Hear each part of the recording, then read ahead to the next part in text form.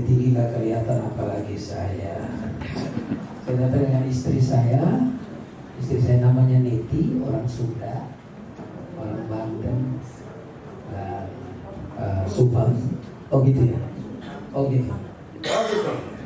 Cek oh mantap nih. Pemain pianonya di mana ya? Kita F ya. Anda tahu apa itu F? Jadi kami sama-sama sekolah di sekolah teologi di Yogyakarta. Pak David Wijaya itu satu kelas sama istri saya. Ya, jadi saya kakak kelasnya dia, jadi saya dapat daun muda. Saya sekolah teologi dan sekolah musik gereja. Jurusan saya vokal, jadi saya suka nyanyi, rekaman dan seterusnya. Ini lagu saya nyanyikan. Senang sekali teman saya Sari Sumarangkir, saya dulu di VOG juga. Jadi saya nyanyi ketika saya sakit stroke, dan saya nyanyi lagu ini. Bukan dengan kekuatanku ku dapat jalani hidupku tanpa Tuhan yang di sampingku. Ku tak mampu sendiri.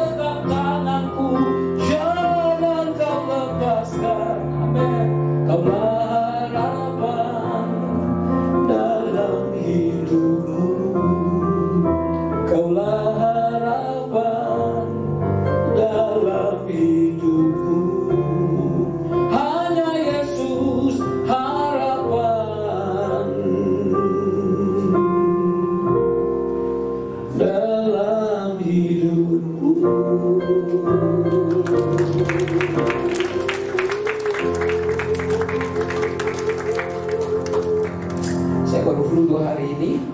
Biasanya saya main di G, tapi boleh lah ya, lumayan lah ya. Terima kasih saudara-saudara, sekali lagi senang sekali kalau kau sering-sering di sini, sebab di Jakarta kalau khotbah pakai bahasa Indonesia, amplopnya biasa dikasih biasa, tapi begitu pakai bahasa Inggris, amplopnya ditambah.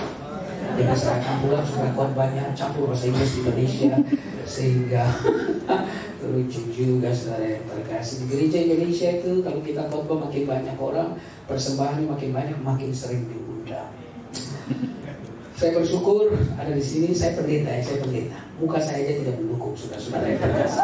Saya kalau masuk di warung atau restoran, biasanya saudara yang terkasih, kalau ada bapak-bapak, ibu-ibu, kalau ada ibu yang punya tas langsung di pangku. Kalau bapak-bapak punya mobile phone langsung ditaruh di. Mereka pikir satu guru satu ilmu. Mereka pikir bahwa saya ini penjahat. Dan begitu saya melihat saya pendeta, baru ada banyak kata haleluya, puji Tuhan. Dan kadang-kadang orang Kristen kalau tahu pendeta nggak ada hubungannya sebenarnya, tiba-tiba haleluya, amin, puji Tuhan. Tapi nggak apa-apa. Itulah orang Kristen. Senang sekali saudara, sekali lagi senang. Dan biasanya saya kalau sudah pernah di khotbah di satu tempat pasti akan diundang terus biasanya saudara. Pilih banget ya. Pulang dari sini saya khotbah di tempatnya Panael ya, Tante Hana. Di hari Rabu, Kamis khotbah 2 kali, Jumat khotbah 1 kali, Sabtu khotbah 1 kali, hari Minggu saya khotbah 5 kali di BMJ saudara yang terkasih, di BMJ CK7. Dan kalau saudara lihat, saya jalan tidak terlalu normal. Saya diserang stroke tahun 2020, pernah di kursi roda. Saudara pernah pakai tongkat, tapi saya pegang ayat Amsal 17 ayat 20. Hati yang gembira dan obat yang maju, sama kata tempat pemerintah. Saya mobile, saya pelayanan kawasan. Kemarin saudara ke desa paling sering, makanya muka saya nggak kelihatan kota. Tapi orang di desa itu orang yang sangat tulus. Mereka luar biasa. 1 jam sebelum ibadah mereka sudah datang. 1 jam sesudah ibadah mereka belum pulang. Karena ditunggu makanan akan dibagi. Saya khotbah berapa menit, Pak Dik? Tinggal berapa menit? Gak apa-apa, kasih tahu saya. Saya dikenal sebagai pengkhotbah yang bicaranya agak cepat. Saya pernah khotbah 1 kali, waktu itu Pak Ahok jadi wakilnya Pak Jokowi, wakil gubernur. Lalu saya diundang sebuah gereja atau sebuah teman-teman dari Nias, mereka akan bikin kantor cabang. Gereja Nias itu di Jakarta. Lalu mereka minta tolong saya untuk sampaikan firman. 30 menit sebelum pelayanan itu dimulai, saya datang. Dan pembawa acaranya datang kepada saya dan berkata, Pak Pendeta, minta maaf Bapak Pendeta punya waktu cuma 12 menit. Oh begitu. Kenapa begitu? Karena Pak Ahok, habis Bapak khotbah, Pak Ahok akan sambutan sebentar, dia akan kasih sumbangan, lalu dia akan tinggalkan karena dia ada acara lain. Oh iya Pak, kata dia, melanjutkan. 12 menit itu sudah sama 2 pujian. Oh gitu, Bapak biasa khotbah berapa lama? Ya 30 menit, 40 menit, kalau KKR bisa 1 jam. Lalu apa yang Bapak lakukan? Bahannya Bapak kurang, itu tidak sama sekali, nanti lihat aja. Dan saya lebih cepat dari ini. Sudah kita akan bersama-sama. Dan setelah saya khotbah, Pak Ahok maju ke depan dan Pak Ahok bilang, minta maaf Pak Pendeta, saya belum pernah dengar pendeta khotbah cepat seperti Bapak. Sampai saya nggak ngerti Bapak ngomong apa. Nah Bapak Ibu, tadi saya dikasih waktu 35 menit, di sini 15. Oke. Sudah ada yang tersekitar 50. Bebas ya, puji Tuhan. Itu sebenarnya yang saya inginkan, saudara yang terkasih.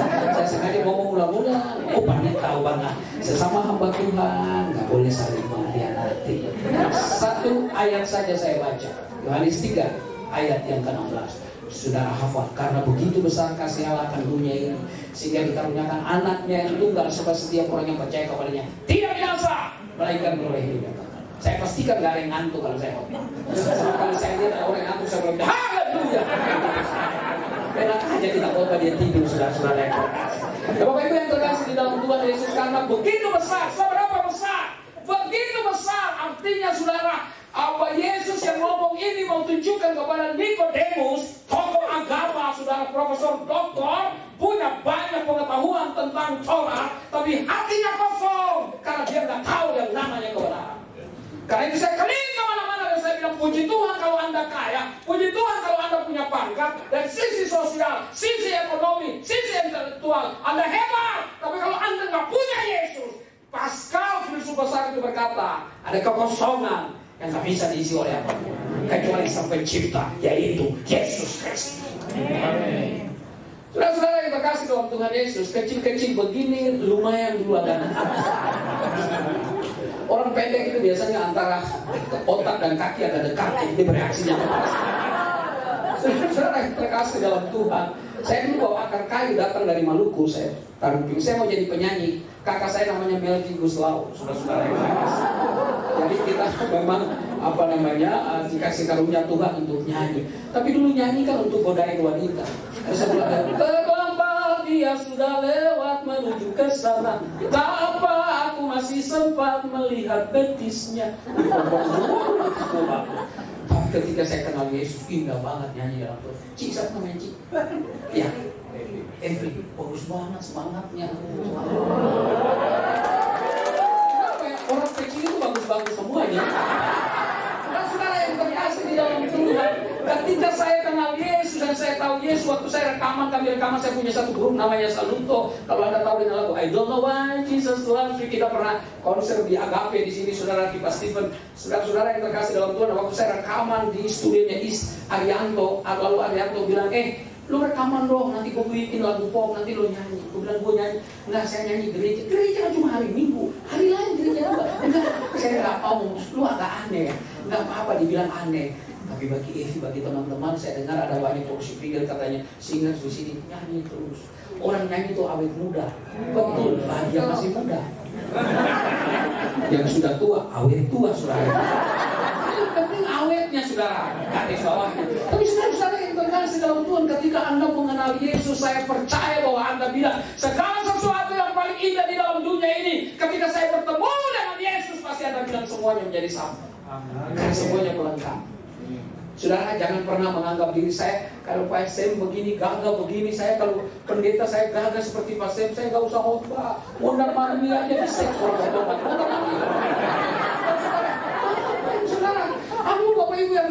di dalam Tuhan Yesus. Jadi saya percaya bahwa Tuhan kasih semua kita yang namanya karunia-karunia rohani. Diperuntukkan untuk apa? Yang pertama untuk memuliakan Tuhan, yang kedua untuk membangun tubuh Kristus. Jadi nggak boleh anak Tuhan itu sombong. Wih, bapak saya khotbah, kata satu anak pendeta, mereka 3 anak pendeta berdebat, kalau khotbah bagus sekali. Anak pendeta yang kedua berkata, bapak saya kalau khotbah lebih bagus. Bagusnya apa? Tanpa ada catatan di khotbah. Lalu anak pendeta ketiga berkata, bapak saya lebih hebat kalau khotbah bukan saja tanpa catatan, tanpa pikir. Dia Bapak Ibu yang terkasih dalam Tuhan, karena begitu besar kasih Allah akan dunia ini. Yesus 3,5 tahun melayani para murid-murid, saudara-saudara yang terkasih dalam Tuhan. Dia nggak pernah bikin keonaran, dia nggak pernah bikin leaflet, lalu kemudian mempengaruhi pengikutnya makin banyak itu. Dia pergi kemana-mana nggak pakai artis ibu kota, tapi selalu banyak orang yang ikut dia. Itu karena Yesus punya sesuatu yang nggak dipunyai oleh para tokoh agama. Tokoh agama hanya menuntut, tapi mereka tidak mempraktekkan apa yang mereka tuntut. Tapi Yesus adalah yang terkasih, dia ngajar dan dia melakukan seperti apa yang diajar. Karena itu saudara, integritas penting sekali bagi seorang hamba Tuhan, anak Tuhan, pengikut Tuhan. Bapak Ibu yang saya kasihi di dalam Tuhan Yesus, 3,5 tahun Yesus mengajar orang, menyembuhkan saudara-saudara yang terkasih. Orang yang tuli bisa melihat saudara-saudara yang terkasih. Kan orang yang tuli nggak buta, saudara-saudara yang terkasih. Bapak Ibu yang terkasih di dalam Tuhan, orang yang tuli bisa melihat, memang dia nggak buta, jadi memang dia lihat. Ya, saya tahu bahwa saudara mau protes di mana saya pernah di Hong Kong, para pembantu bilang, Pak, orang tuli mendengar. Iya, tapi dia nggak buta, jadi tetap melihat. Saudara yang terkasih, itu berarti Anda perhatikan. Ya, dia mungkin saya curiga saudara yang terkasih.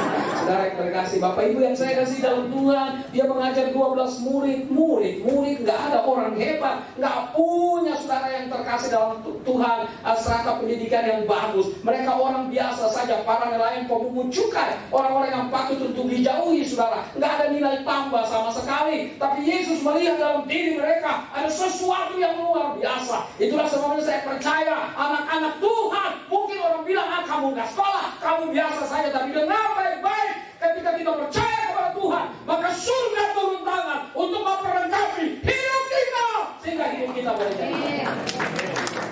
Saya jurusan IPA, bukan karena pintar, tapi karena musuhan sama guru IPS. Sehingga ibu wakil kepala sekolah membedakan saya ke IPA. Saudara-saudara yang terkasih dalam Tuhan Yesus, kalau ulangan kimia atau fisika, kalau saya dapat 6, itu hasil kerja keras. Artinya, injak kaki teman saya kiri dan kanan supaya dia bagi jawaban. Bodoh sekali saya. Bapak Ibu yang terkasih, satu kali saya ngajar musik di sebuah sekolah di daerah Pondok Indah, namanya Tirta Marta. Waktu saya lagi ngajar, saudara-saudara yang terkasih, tiba-tiba pesuruh sekolahnya ketok pintu dan berkata, Pak, ditunggu sama ibu kepala sekolah, ada yang perlu mau diomongkan, kita mau retreat waktu itu. Dan saya bilang sama anak-anak itu, anak-anak semua buka halaman kelima, kerjakan nomor 1 sampai nomor 3. Selama Bapak ada di kantor, nggak boleh ada yang ribut. Lalu saya pergi ke kantor ngomong sama kepala sekolah, belum terlalu lama, masih kurang lebih atas 5 menit, anak-anak gaduh sekali, ribut sekali dalam kelas. Lalu kemudian kepala sekolahnya bilang, Pak, tolong kembali ke kelas karena anak-anak gaduh sekali. Saya berdiri di depan kelas dan saya agak marah. Saya bilang, kalian saya sudah bilang jangan ribut, kenapa pada ribut? Siapa yang merasa dirinya pintar, silakan berdiri. Enggak ada yang berdiri. Lalu saya ganti pertanyaannya, kalau begitu siapa merasa dirinya bodoh, silakan berdiri. Tiba-tiba seorang anak laki-laki dia berdiri. Saya maju beberapa langkah dan saya tanya, apa betul dirimu merasa dirimu bodoh? Lalu dengan tenang dan dia tunduk kepala, dia berkata, sebenarnya tidak, Pak, tetapi karena berdiri Bapak sendiri, saya ingin menemani Bapak. Saudara-saudara yang terkasih di dalam Tuhan, saya nggak pintar, tapi saya percaya ini karena anugerah daripada Tuhan, kasihnya yang luar biasa. Jangan pernah Anda merendahkan dirimu, karena Anda adalah anak-anak Tuhan. Setiap kita yang mengaku Yesus Tuhan, maka Dia tetap bekerja di dalam diri kita supaya hidup kita boleh jadi berkat. Saudara-saudara yang terkasih dalam Tuhan, Yesus melayani murid-murid dengan luar biasa, dengan sukacita. Kita tahu 3 murid yang saya dekat dengan Yesus, 2 anak-anak dari Zebedeus, yaitu Yohanes dan Yakobus, dan juga Petrus. Dan Petrus itu model kayak saya, nggak bisa diam. ngomong terus. Saya itu nggak bisa diam, makanya istri saya tahu bahwa sahabat saya banyak ibu-ibu, saudara yang karena ibu-ibu itu nggak ada yang ketemu 5 menit terus selesai. Itu baru pembukaan, belum isinya, belum penutupnya. Cici, nanti jangan lupa Cici telepon ya Cici. Enak loh kalau kita ketemu. Itu wanita. Jadi saya nggak percaya wanita itu nggak bisa ngomong, nggak percaya. Dalam sebuah pelayanan di Pondok Indah, di hadapan ibu-ibu pengusaha, ya apa namanya dari sebuah persekutuan, pemimpin pujian yang mimpin, lalu kemudian dipersilakan siapa yang mau bersaksi. Nggak ada yang bersaksi. Tiba-tiba ada satu ibu berkata, oh ibu di sebelah saya ini ulang tahun hari ini, ayo ibu bersaksi ibu. Dia ngomong, enggak, saya nggak bisa, saya nggak bisa. Lalu pembimbing rohaninya seorang ibu datang bisikan sesuatu dan dia langsung loncat dan naik ke stage. Mungkin ibu pembimbing rohani itu berkata begini, kalau kamu nggak bersaksi masuk neraka. Dan dia ke depan lalu dia mulai garuk kepala tidak gatal itu. Dan dia berkata, betul ibu saya memang hari ini ulang tahun, tapi saya nggak bisa ngomong banyak, nggak bisa, nggak biasa saya depan. Lalu dia ngomong terus, dia ngomong. Dan saya lihat sudah 10 menit dia bilang nggak bisa ngomong. Dan saya percaya ibu-ibu di sini pasti pintar-pintar dan potensial sekali untuk bawa jiwa kepada Tuhan. Masih ingat cerita tentang Yohanes pasal 4, wanita Samaria, dia bawa seluruh kota Sikar kepada Tuhan. Dia cuma bilang, hei Maria, ada seseorang yang di sana mengatakan kepadaku segala sesuatu yang telah aku perbuat. Laki-laki pertama dia nggak puas, laki-laki kedua nggak puas, 3, 4, 5, 6 nggak puas. Tapi laki-laki ketujuh yang namanya Yesus ketika dia ketemu, dia berjumpa dengan namanya kebenaran. Dan dia menjadi mediatornya Tuhan. Saudara yang saya kasihi di dalam Tuhan Yesus, karena itu yang namanya Petrus banyak ngomong. Saya ini kalau nggak ngobrol 1 hari bisa panas tinggi, saudara. Tapi Bapak Ibu yang terkasih, pertanyaannya kita ngomong untuk apa? Untuk hal seperti ini. Dia sayang sama murid-murid semuanya. Dan satu ketika atau berkali-kali dikatakan dia sebentar lagi akan ditangkap, akan disalibkan, akan mati. Dia akan bangkit. Saudara-saudara yang terkasih dalam Tuhan, biasanya kita manusia yang kita ingat itu hanya sesuatu yang menyeramkan, sesuatu yang menyedihkan dan seterusnya. Dan kita tahu pada akhirnya di Last Supper itu perjamuan terakhir itu dia berkata, malam hari ini semua kalian akan terguncang. Oh Petrus, yang lain boleh lari, saya jagoan banget. Kalau saya direktur punya anak buah begini, naik pangkat. Kalau saya guru murid begini, naik kelas, gak usah pakai ujian. Pokoknya ini orang taruh nyawanya. Dia pikir begitu. Tapi Yesus berkata, sebelum ayam berkokok, engkau telah menyangkal aku 3 kali. Enggak, orang lain lari, saya mati, masuk penjara mati sekalipun saya nggak akan lari. Kadang-kadang ada orang di gereja bersemangat seperti itu. Oh iya saya. Begitu dihadapkan pada gitu, kok begini ya gereja ya? Gereja ternyata di semua itu tidak semua gereja, atau gereja itu bukan saja tempat untuk kita berdoa, tapi banyak masalah juga. Kadang-kadang di gereja adalah pusat gosip juga, saudara. Itu gereja di sana, gereja di sini tidak sama sekali. Belum ketahuan sama sekali.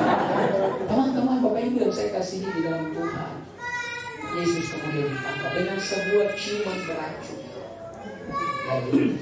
Yesus itu kan bendahara yang tahu keuangan loh. Tega banget. Dan pasti Yesus banyak bicara dong dengan dia. Cukup dekat saya pikir dia dengan Yesus. Tapi sayang sekali, dia hatinya hanya sekitar Yesus, tapi hatinya nggak betul-betul kenal Yesus. Saya khawatir kalau ada orang di gereja kelihatannya sepertinya, tapi hatinya jauh dari itu. Saya suka ke Lampung, pelayan Lampung 3 bulan sekali. Dan saudara-saudara kita kasih, saya kaget ketika saya tanya hamba Tuhan, seorang hamba Tuhan di gereja saya khotbah. Saya tanya, Bapak ini kemana kok nggak kelihatan? Oh dia meninggal kurang lebih 2 bulan lalu, sakit, bunuh diri. Saudara, karena itu di gereja jangan sendiri-sendiri loh. Kita nggak tahu, kadang-kadang orang kelihatannya ketawa tapi masalahnya orang. Nah, gereja itu bukan solo karir, bukan. Gereja itu bersama Tuhan. Jadi saling ngobrol satu dengan yang lain. Sedih kalau ada yang bilang pendeta itu cuma pilih orang kaya, orang miskin nggak percaya. Sedih. Bagi saya, makanya saya suka ke desa, karena saya mau supaya pelayanan saya seimbang. Ketemu dengan orang desa, tidur, saudara yang terkasih, nggak ada AC. Dan kadang-kadang malam-malam ada yang tidur di samping saya. Kalau bukan kucing, ada yang tidur. Bapak Ibu, karena apa? Nggak ada pintunya, cuma ada kain yang digantung di pintu. Wow, saudara-saudara yang terkasih, tapi mereka setia. Seorang pendeta 15 tahun saya kunjungi dia 2 tahun yang lalu. Waktu saya mau pergi ke sana, dia bilang, Pak, Bapak kenal saya waktu kita masih, saya belum menikah. Saya belum punya, Bapak mau nggak kunjungi saya di mana? Di Kalimantan Barat. Pergilah saya dari Pontianak ke dalam Sekadau, namanya sekitar 7 jam. Lalu saya bilang, saya ini baru stroke, jadi nggak bisa kalau naik motor. Oh, ini naik mobil perusahaan, naik mobil. Dan begitu sampai di sana kita nyebrang pakai ferry. Saudara-saudara yang terkasih, di Sekadau itu penyeberangnya sekitar 20 menit. Lalu kita naik mobil. Tapi begitu naik mobil, tiba-tiba mobilnya berhenti. Mobil yang beratnya berapa puluh ton itu nggak bisa menyeberang. Dia takut menyeberang jembatan yang tidak bisa menopang beratnya. Dan dia berkata, Pak, kita pakai motor ya, mati dalam hati saya. Nah, kaki orang stroke gitu, kalau Anda lihat kalau jalan kadang-kadang begitu karena kakinya nggak kuat. Makanya saya suka latihan begini terus supaya kaki saya kuat. Jadi saudara-saudara yang terkasih dalam Tuhan, begitu naik motor, begitu jalan becek. Anda tahu motor yang begini, tiba-tiba motornya bisa balik. Ya kapan kita mau nyampe kalau begitu saudara? Lalu tahu lagi daun-daun kayu jalan lah. Begitu naik saya bilang, Pak, saya turun. Oh enggak, tenang aja. Ini enggak ada apa namanya, biasa. Dan dia naik tiba-tiba saudara dia bilang, wih, jantung saya jatuh. Saya ambil. Bapak Ibu yang terkasih dalam Tuhan, saya bilang, Tuhan kan saya sudah bilang pendeta ini saya nggak bisa naik motor jauh-jauh. Lalu saya tanya, masih udah dekat itu. Dan Anda tahu kalau orang desa bilang gitu, itu berjam-jam. Dan sampai di sana Bapak Ibu yang terkasih di dalam Tuhan, sampai di tempat itu saudara-saudara yang terkasih, saya mandi. Sesudah itu saya mau tidur, nggak bisa tidur di kamar. Kamarnya sempit, kasurnya panas sekali, sudah nggak ada jendela. Saya bilang saya tidur aja di ruang tamu, pintunya terbuka. Saya ambil, saya tidur di hanya plastik begitu, sudah beralaskan plastik. Saya tidur di atas, saya bilang di sini aja. Enak ada angin. Saudara-saudara yang terkasih, malamnya KKR. Saudara, besoknya KKR, malam ketiga KKR lagi. Tiba-tiba hujan besar. Mata saya bilang, nggak hujan aja udah becek, apalagi hujan. Saya bilang, Pak, besok naik motor. Oh, naik mobil. Nah, ini mobil besarannya agak muta dan campur kita. Mantap. Kalau naik mobil mau hujan silakan. Lalu kita makan siangnya ada KKR sambil penutup. Ada seorang kepala desa atau pemerintah di situ setempat menutup. Lalu kita, saudara-saudara yang terkasih, makan siang. Habis makan siang saya mandi, packing semua barang-barang siang.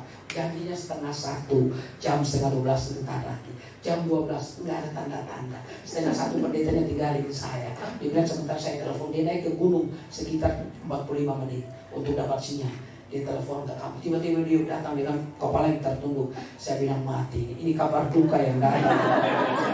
Lalu saya tanya bagaimana mobilnya. Aduh minta maaf Pak. Mereka bikin 2 hari lagi. Jadi hari ini mobil-mobil dipakai. Nggak ada yang datang. Jadi naik motor lagi.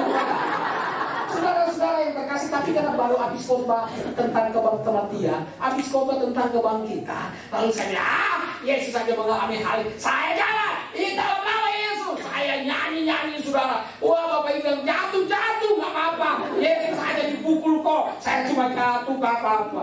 Dan saya jalan. Nah, hari ini saya masih ada di sini. Amin. Tuhan, Yesus dihadiri sebanyak berapa kali? 6 kali. 3 kali pengadilan agama. 3 kali pengadilan pemerintah. Didapat kesalahan? Tidak. Ada saksi? Enggak. Ada tuduhan? Enggak ada. Ada pembela? Enggak ada. Dihadiri pada hari masih gelap. Di pengadilan manapun di dunia ini enggak ada pengadilan yang mengadili seseorang pada hari masih gelap. Tapi Yesus mengalami itu. Karena itu atas nama hukum harusnya Yesus dilepas. Tapi Yesus tetap taat sama Bapa. Yang namanya Petrus itu lagi di luar ditanya. Ada orang Batak di sini? Ada? Oh, nggak ada kita omongin mereka. Saudara yang terkasih dalam Tuhan, lalu kemudian ketika Petrus luar ada wanita tanya, kamu dari logat kamu tuh sama orang? Enggak, saya nggak kenal. Dia nyangka. Lalu ada orang-orang bilang begini, oh enggak, dia itu sama-sama. Enggak, dia bilang nggak kenal. Saya nggak kenal, kata Petrus. Lalu tiba-tiba ayam berkokok. Kalau saya Yesus, saya orang Maluku ini. Darah agak panas nih saudara-saudara. Kalau saya Yesus, Bapak Ibu yang terkasih dalam Tuhan, dan Petrus bilang saya nggak kenal, saya datang. Petrus ngomong apa? Dan Petrus belum ngomong tiba-tiba tangan. kurang ajar, ini kan murid yang paling dekat dengan saya, kau bisa mengkhianati saya. Makanya kalau istri mengkhianati suami atau sebaliknya itu barunya kita, karena kita dekat saudara-saudara yang terkasih. Dan Yesus dia tahu. Bapak Ibu yang terkasih, penyaliban itu dimulai. Wow, Pilatus itu gak dapat kesalahan. Makanya dia bilang darah orang benar ini tidak tertanggung atas aku. Kalau saya ada, saya bilang, Pak Pilatus, kalau Yesus gak salah, lepaskan. Tapi Pilatus bilang, lu gak lihat orang banyak itu, saya dikeroyok. Dan dikasih kepada mereka. Ketika tokoh agama bekerja sama dengan pemerintah, maka itu sebuah kekuatan yang luar biasa. Tapi kekuatan yang bukan sebuah kebenaran. Yesus mulai memikul kayu kasar. Dan ketika dia jalan, dia ditanda apa, Bu? Dia ditempeleng, dia dicambuk. Setiap kali cambukan ketuanya dan ditarik, membuat luka menganga di sana sini. Semalam-malam dia tidak tidur, disidang secara maraton. Capek dia, Pak, Bu. Satu terjerembab. Simon Kirene dipaksa untuk memikul salibnya. Tapi Yesus masih jalan di samping, sambil terus dicubati, sambil terus diolok-olok, sambil terus dimaki semua kata-kata kasar, kotor yang Anda pernah dengar di dunia ini. Hari itu ditimpakan kepada Yesus. Yesus jalan terus. Sampai di atas bukit Golgota, dia dibaringkan di kayu kasar. Dan tergisi berkata tangan kirinya ditarik dulu lalu dipaku. Lalu tangan kanannya ditarik lalu dipaku. Kakinya ditarik disilatkan lalu dipaku.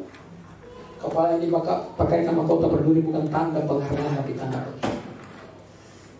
Kemudian lubang besar itu mereka mengangkat salib itu dan menancapkan tiang itu di atas tanah. Saudara, seluruh dagingnya robek makin besar karena paku. Waktu dia tergantung di atas kayu salib, saudara yang terkasih, dia ingat semua itu.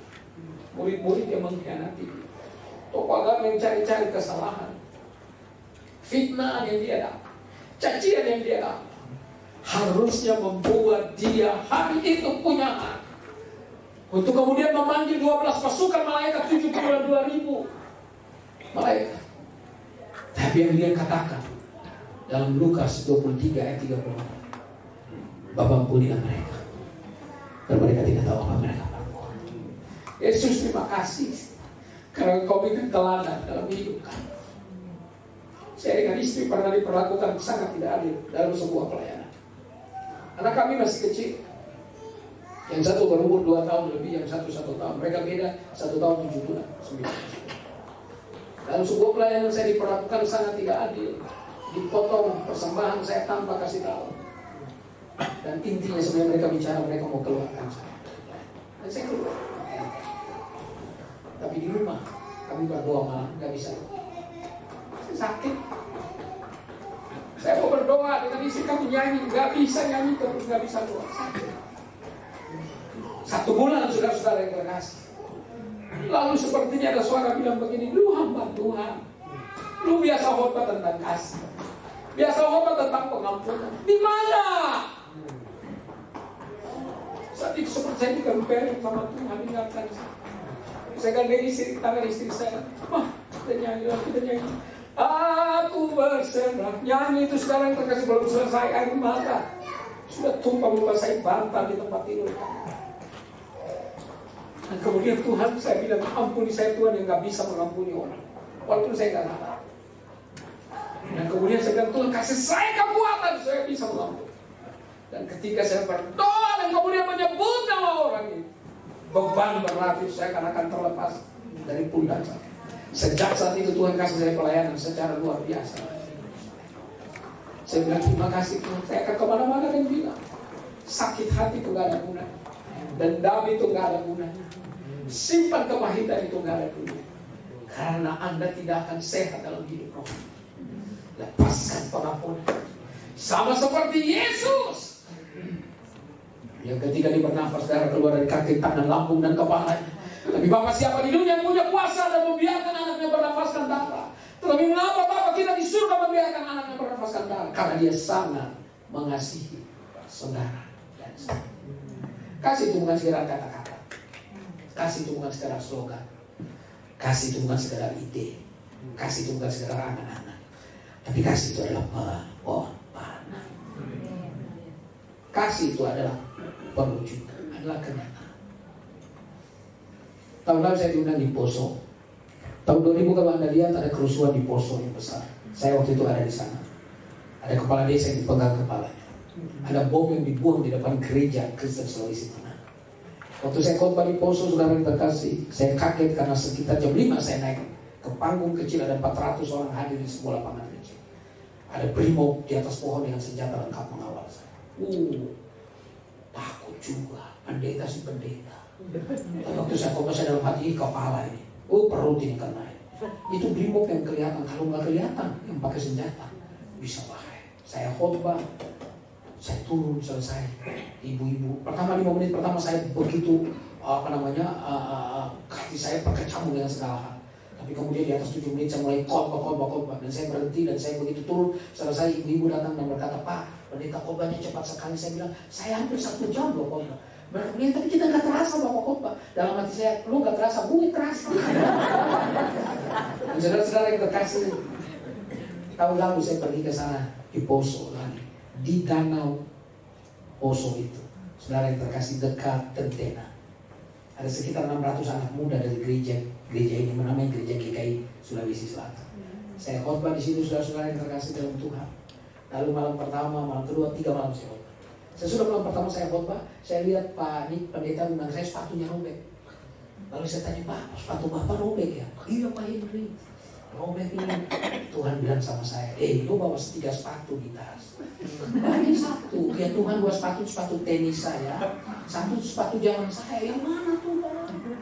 Nah, sekali lagi orang pendek antara otak dan kaki cepat saya lalu, "Bapak, sepatu nomor berapa?" Saya tanya sama dia. Lalu dia berkata nomor sekian. Puji Tuhan, karena sepatu dia, kakinya dia lebih besar 1 meter di atas saya. Itu berarti saya nggak perlu bagi sepatu saya, bukan? Saya bilang, "Aduh Pak, tadinya saya mau kasih Bapak sepatu saya." Ini dia nanya, "Sepatu mana yang Bapak mau ngasih?" Loh, saya nggak kunci itu. Saya bisa bilang begini, "Bagus ya Pak, boleh lihat nggak?" "Oh, lihat aja. Boleh coba?" "Ada nggak pas lah tadi kan Bapak bilang kaki Bapak." Maksud saya supaya jangan coba. Dia coba juga. Nggak pas, temannya dia bilang, "Coba lepas itu tali-talinya." Tali-talinya dilepas. Itu masa nggak dicopot talinya, saudara yang terkasih. Lalu dia pas, memang pas-pas banget. Tapi dia bilang, "Aduh ringan sekali Pak Henry. Terima kasih ya Pak, puji Tuhan." Ya, bilang 1 sepatu. Besok malam saya di khotbah, saya lihat satu pendeta yang lain, dia nggak pakai jam tangan. Saya pakai nanya lagi, "Bapak nggak suka pakai jam tangan ya?" Dia bilang, "Oh suka, tapi jam tangan saya ada di laci udah 6 bulan, rusak, mahal, mau diperbaiki." Tuhan bilang, "Lu bawa 2, kasih 1. Hampir saya mau tanya, "Pak, tangan Bapak nomor berapa?" Tapi itu keterlaluan ya, saudara-saudara yang terkasih. Bapak Ibu, tapi itu yang namanya kasih.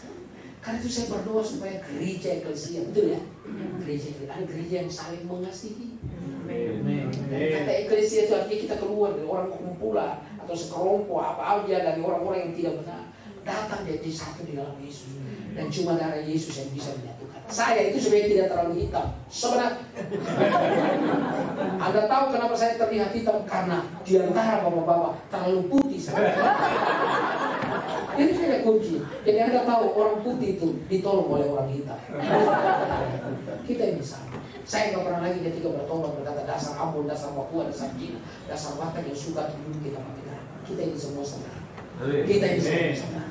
Ketika Anda lukakan jari tanganmu, saya lukakan tangan saya, maka itu darah Yesus.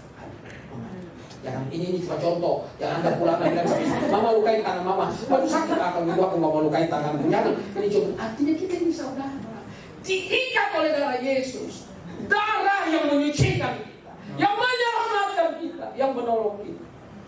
Karena itu menjadi anak Tuhan adalah sebuah kebanggaan, hidup penuh harapan. Nanti minggu saya khotbah di tempatnya apa? Nih ya, khotbah tentang Paskah. Wow, Tuhan kita nggak mati, Dia mati. And because He lives, I can face tomorrow. Because He lives, all fear is gone. Semua ketakutan hilang. Ya, saya pernah diancam di Kalimantan, saudara yang terkasih. Diancam saudara. Terus saya mau khotbah ibu-ibu sekitar 400 orang pagi jam 10. Saya habis mandi, ada pendeta yang punya rumah itu berkata, Pak ada tamu. Dan seorang bapak taruh golongnya di samping. Dan dia bilang, pendeta dia bilang tadinya dia Kristen, sekarang gak Kristen lagi. Lalu dia bilang, Bapak namanya siapa? Saudara Hendri. Bapak yang mau khotbah? Iya, khotbah baik-baik ya. Wah, nadanya agak dinaikin. Saya tahu dia ngancam saya. Lalu saya tanya, Bapak kapan bawa golong? Bawa parang. Dia bilang kalau saya ke kebun dan kalau macam-macam. Lalu saya bilang, Pak, iya saya Pak. Saya tiap saat bawa parang. Mana parang Bapak? Saya Henry, Sapar. Saya bilang, Bapak Ibu yang terkasih di dalam Tuhan Yesus, ketakutan yang tadinya dialami oleh murid-murid saudara yang terkasih tercerai-berai karena Yesus mati. Tapi dia gak tinggal di kuburan. Kasihnya luar biasa. Kalau bukan Yesus kita gak akan bisa duduk di sini. Saudara-saudara yang terkasih, besok saya khotbah di One in Christ. Saudara yang terkasih, amin. Dan Bapak Ibu yang terkasih, dalam Tuhan bicara tentang Paskah. Mereka ada permainan yang saya mau buat karena saya dulu belajar di Jepang Christian Camp. Jadi bagaimana buat satu permainan saudara yang terkasih. Orang yang jahit, orang yang kaliannya tidak mau terlibat bisa terlibat. Saudara-saudara yang terkasih. Nah itu lucu tuh. Kalau orang-orang tua bisikinnya Bapak Ibu yang terkasih sudah menjadi berubah itu. Yang selanjutnya ya orang tua yang karena sudah tua nanti kami juga mungkin ke sini 75 tahun suaminya, istrinya 73 tahun selesai merayakan ulang tahun perkawinan, lalu kemudian tamunya sudah pulang, sore-sore mereka duduk di belakang rumah untuk melihat terbenamnya matahari. Sang istri berkata kepada sang suami, sayang, aku makin kagum sama kamu. Lalu sang suami karena dia gak dengar, dia bilang, gue juga capek sama lu. Istrinya bilang, puji Tuhan. Saudara-saudara yang terkasih di dalam Tuhan Yesus, kita bisa lupa, tapi Yesus gak pernah lupa. Seorang kakek, opa, engkong ke klinik, periksakan kesehatannya.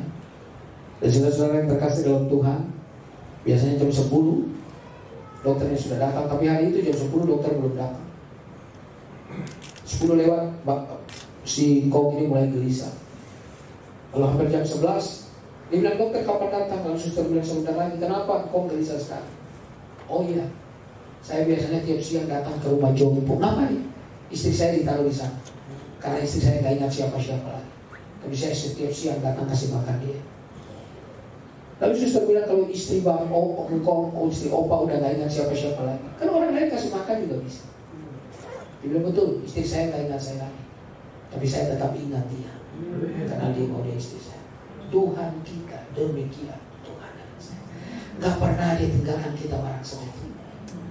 Kita sudah dia Allah mengerti, Allah peduli segala persoalan yang kita hadapi. Kenapa diam aja? Nyanyi sama saya. Ini kan ibadah, bukan konser tunggal. Iya Bapak Ibu yang terkasih, bergairahlah dalam hidup ini. Saudara, yang namanya keselamatan itu sudah ada di tangan kita. Mari kita pacu diri kita supaya diri kita jadi baik. Tidak ada orang yang tidak bisa dipakai oleh Tuhan. Saudara, saya tutup Alkitab saya supaya saudara tahu bahwa sebentar lagi saya sudah selesai. Habis selesainya saya bisa 5 menit, bisa 15 menit, bisa 20 menit. Bapak Ibu, saya dulu pelayanan dengan pendeta Yusuf Roni. Saya jadi asistennya beliau. Saya ketua tim Praise and Worship. Saya rektor 3 grup band yang saudara-saudara yang terkasih profesional. Saya datang rumah ke rumah, bicara mereka tentang apa artinya pelayanan. Saya singernya, saya ngajar nyanyi supaya suaranya tidak fals. Bapak Ibu yang terkasih di dalam Tuhan, segala yang saya lakukan. Dan waktu pertama kali saya baru tamat dari Jogja, kami mau pergi ke Palembang mau pelayanan. Ada 40 pengusaha yang rapat dan mereka pakai bolpen yang warna ada merah marun, ada abu-abu, saudara yang terkasih dalam Tuhan, di kantong mereka. Dan di atasnya ada putih-putihnya. Saya nggak tahu bolpen apa waktu itu. Saya coba ke mall, ternyata mahal bolpennya. Tapi saya pengen pakai. Saya ke terminal di Blok M. Saya cari, nggak ada. Ada 6.000 rupiah, murah sekali. Nggak ada putih-putihnya di atas. Otak saya berpikir apa ya? Tip X. Saya ambil tip X, saya taruh beberapa. Saya ingat itu, saya Ini persis dengan bolpen itu. Waktu kami mau ke Palembang 3 jam delay pesawatnya. Tapi seorang bapak lihat saya majelis tua dan berkata, Pak Henry, Bapak sekarang sudah diberkati. Maksud Bapak apa? Bapak pakai Montblanc sekarang. Saya buru-buru tutup kantong saya karena takut ketahuan, saudara-saudara yang terkasih. Dan ketika topik pembicaraannya sudah ke arah lain, lepaskan perlahan-lahan dalam hati, selamatlah jiwa muda. Dan ketika lagi ngobrol, tiba-tiba seorang majelis lebih tinggi dari belakang, nggak ngomong apa-apa, tangannya ke depan dan ke kantong saya dia cabut, lalu dia berkata, Montblanc kok garisnya tidak teratur, lalu dengan punggungnya dia bohong, terlupa semua saudara, karena itu deep end. Tapi seorang bapak yang punya 3 Montblanc cabut 1 dan berkata, Pak Henry, saya kasih 1 untuk Bapak. Bukan poin itu yang saya mau ngomong. Yang saya mau ngomong begini saudara, semahal-mahal yang bolpen itu, kalau dia nggak dipakai dia nggak jadi berarti. Tapi walaupun bolpen itu murah, kalau dia dipakai dia jadi berarti. Hidupmu dan hidupku berarti karena Tuhan mau memakai kita menjadi alat untuk apa? Menyatakan akan lain. Jadi pendeta hebat seperti apa, gereja hebat seperti apa, ramai seperti apa, jangan lupa kita semua cuma alat, bukan pejuang.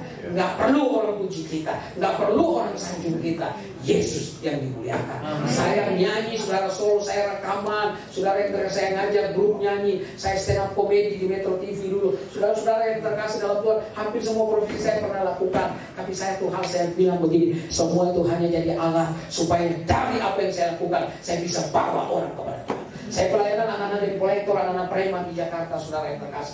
Ngajar mereka nyanyi, suruh mereka berdoa, nggak mau mereka. Doa sebelum kita latihan, nggak mau. Mereka sengaja datang terlambat. Saya bilang, oke, saya akan datang terlambat, dia yang berdoa. Besok semua lampu merah dekat Blok M, kita ngobrol sama mereka supaya tidak terlambat, supaya berdoa. Saudara-saudara, waktu saya bilang berdoa, mereka bilang, maaf, Pak Pendeta, doa kami tidak lancar. Nggak apa-apa, kali ini saya butuh doa yang tidak lancar, jadi berdoa. Saudara yang berkas latihan, saya ngomong mereka satu persatu. Anda tahu dari persatuan itu 3 orang jadi hamba. Karena itu saudara-saudara yang berkasih, mari bangkitkan dirimu, bangkitkan iman. Kalau Yesus sudah berkorban untuk kita, Yesus nggak minta apa-apa. Dia hanya minta, be faithful until death and I will give you crown of life. Pakai bahasa Inggris sedikit saja. Setia sampai mati, supaya aku memberikan kepadamu mahkota dari turun kepala kita. Minta itu.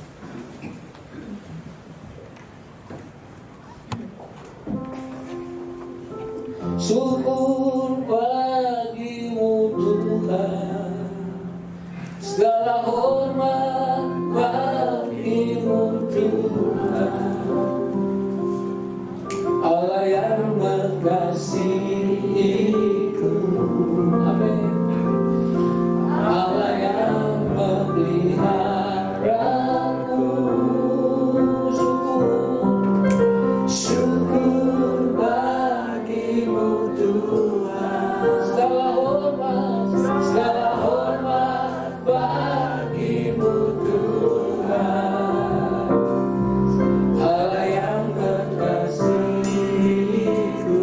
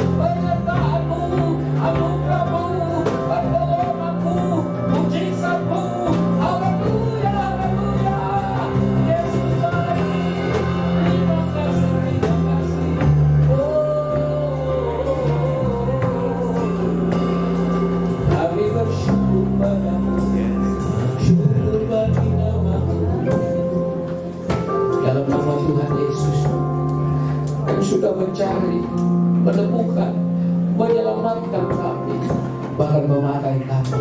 Kami bersyukur untuk hari ini kami dengar firman-Mu.